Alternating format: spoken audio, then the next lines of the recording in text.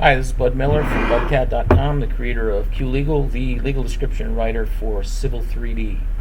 This video is about setting the default font for all your descriptions. So I'm in my QLegal installation folder, which happens to be C QLegal on my machine. I'm going to select qlegal-f.dot, which is the main template that contains all the macros. I'm going to right click and open. You don't want to double click it because then you'll be creating a new file based on that template and you won't be making the changes to the actual template, so you want to just open that file itself.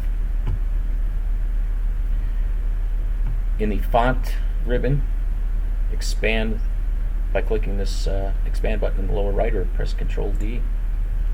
Currently Times New Roman regular 10. It's kind of small, so I'm going to make it 12.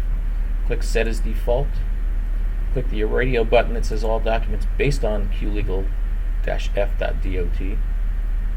Click OK. Save the file and then close it.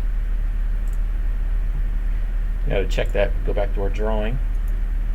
Go to Properties on our parcel, select all, copy, launch QLegal.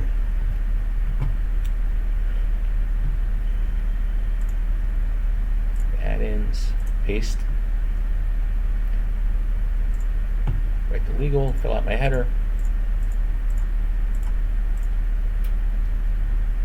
It's already clockwise, keep my POB, fill out my footer. Save the file, and we can see that all the fonts are back to what we set it as, which was Times New Roman 12. You don't need to make those changes in your curve templates or your header and footer because they're pulled into this template when the legal description is written. So the only place you have to set the default font is in qlegal-f.dot. That's all there is to it. Thanks for watching.